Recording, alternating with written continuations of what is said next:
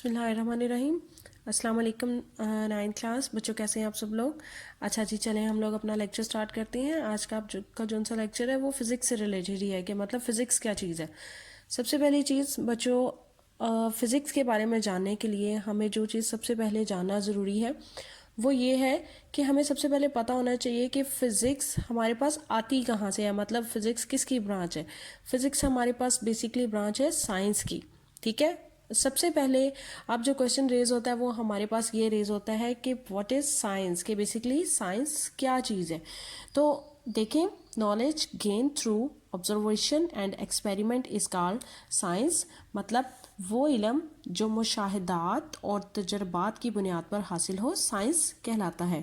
اب آپ لوگوں کو پتہ ہے کہ انسان کو جب سے پیدا کیا گیا ہے تو انسان شروع سے ہی اسی کوشش میں ہے کہ وہ کچھ نہ کچھ نالج گین کرتا رہے.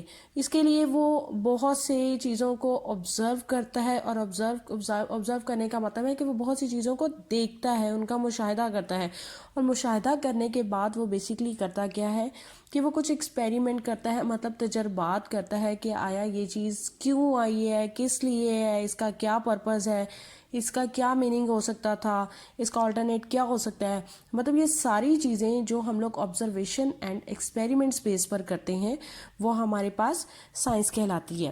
اب اس کے بعد یہ چیز تھی کہ جی آپ کو پتہ ہے کہ جو یونیورس ہے، یونیورس میں جو دو بیسک ہیں ہمارے پاس ڈویژنس، وہ ہمارے پاس ہے non living things and living things. مطلب کہ بے جان چیزیں ہیں اور ہمارے پاس جاندار چیزیں ہیں. اب فردر جب سائنس کی ڈیفینیشن ہمارے پاس آ گئی تو اس کے بعد یہ کنسیپٹ ہوا کہ جی ظاہری سی بات ہے کہ ہم لوگوں نے بے جان چیزوں کے بارے میں بھی علم کو حاصل کرنا ہے اور جاندار چیزوں کے بارے میں بھی علم کو ہم لوگوں نے حاصل کرنا ہے. تو اسی لیے کیا کیا گیا کہ سائنس کی ڈویژن کر دی گئی، مطلب سائنس کو تقسیم کر دیا گیا. سائنس کی جو سی ڈویژنس تھیں وہ 2 کی گئی تھیں، ایک فزیکل سائنس تھی اور ایک بایولوجیکل سائنس تھی. جو فزیکل سائنس ہے وہ ہمارے پاس ہوتی ہے study about non living things, بے جان چیزوں کا جو سا مطالعہ ہے وہ فزیکل سائنس کہلاتا ہے. اور جو بایولوجیکل سائنس ہے اس میں ہم لوگ جاندار اشیاء کا مطالعہ کرتے ہیں. Knowledge about living things is called biological science. جب یہ ہمارے پاس فائنل ہو گیا کہ جی ہمارے پاس جو سائنس کی ڈویژن ہے وہ 2 ہیں، ہمارے پاس فزیکل سائنس ہے، بایولوجیکل سائنس ہے، تو اس کے بعد سائنس کو مزید آگے برانچز میں ڈیوائڈ کر دیا گیا تھا. تو اس کی جو سی 5 مین برانچز ہیں اس میں نمبر 1 ہمارے پاس فزکس ہے، 2 کیمسٹری ہے، 3 ایسٹرونومی ہے، 4 جیولوجی ہے اور نمبر 5 میٹرولوجی ہے. ٹھیک ہے، اب سب سے پہلی کیونکہ ہم لوگ فزکس کو پڑھے ہیں تو فزکس کیا چیز ہے، فزکس کے بارے میں جاننا ضروری ہے. A branch in which we study about matter, energy and its interaction. سائنس کی وہ شاخ جس میں ہم مادہ، انرجی اور ان کے درمیان باہمی تعلق کا مطالعہ کرتے ہیں فزکس کہلاتی ہے. اس کی اگزامپل آپ لوگ اس طرح لیں کہ جتنی بھی پوری ہمارے پاس نیچر ہے یہ سب فزکس سے ہی ریلیٹڈ ہے.